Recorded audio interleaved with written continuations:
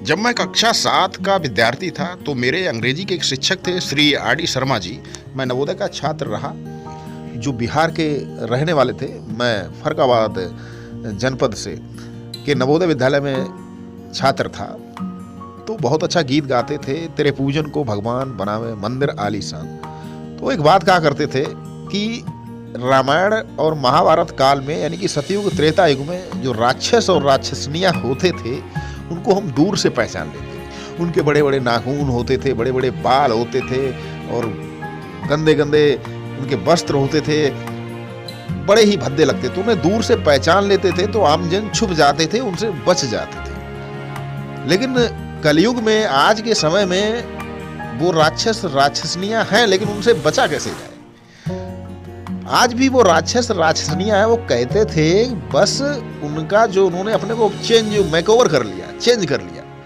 कहते अब जो बहुत ही अधिक ओवर मेकअप किए हो, उसकी स्पेशल कटिंग हो, उसके ओवर फैशन वस्त्रों, देखिए साफ सुथरा और स्वच्छ रहना एक अलग बात है, लेकिन जब फैशन की पराकाष्ठा उसने पार कर दी हो, अति अपने को सजाता हो, संवारता हो, तो ऐसे लोगों से बचो। तो प्यारे बच्चों, आज का भी जो ये सेंट्रल आइडिया है, द ट्रू ब्यूटी, वह भी इसी चर्चा के इर्द गिर्द घूम रहा है। The poem true beauty is one of the most famous lyrics of Thomas कैर्यू। Thomas कैर्यू एक लेखक हुए, कविताएं लिखते थे। उन्होंने लिखी द ट्रू ब्यूटी, सच्ची वास्तविक सुंदरता। In it the poet condemns the physical beauty. और इस कविता में कवि ने शारीरिक भौतिक सुंदरता का खंडन किया। हम इन जो आंखों से जो सुंदरता देखते, ये वास्तविक सुंदरता नहीं है, ये तो सिर्फ एक परिवर्तन है जो समय के साथ फिर परिवर्तित होगी, और ये सुंदरता भद्देपन में बदल जाएगी। ये सुंदरता सजीव वस्तुओं की हो या निर्जीव वस्तुओं की हो, समय के साथ इसका कोई औचित्य नहीं रहेगा, कोई मूल्य नहीं रहेगा। The poet condemns the physical beauty and praises the spiritual beauty, यानी कि आध्यात्मिक सुंदरता, मन की सुंदरता, अंदर की सुंदरता, हृदय की सुंदरता, कभी उसकी प्रशंसा करता है।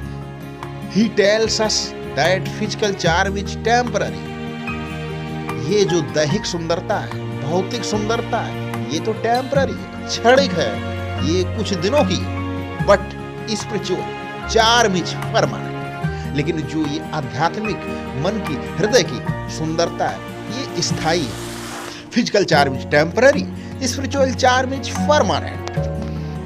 इट नेवर डाइज, यानी कि जो स्पिरिचुअल चार्म होता ये कभी नहीं खत्म होता, कभी नहीं मरता।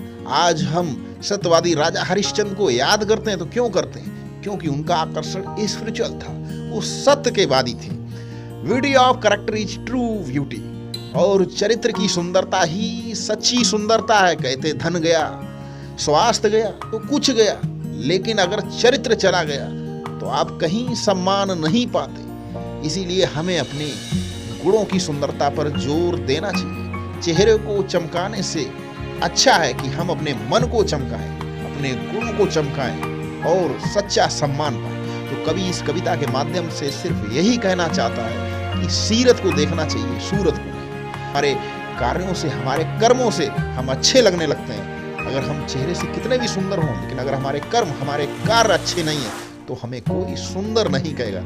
तो एक बार फिर से उसको दोहराते हैं। The poem the true beauty is one of the most famous lyrics of Thomas कैर्यू। In it the poet condemns the physical beauty and praises the spiritual beauty. He tells us that physical charm is temporary, but spiritual charm is permanent. It never dies. Beauty of character is true beauty.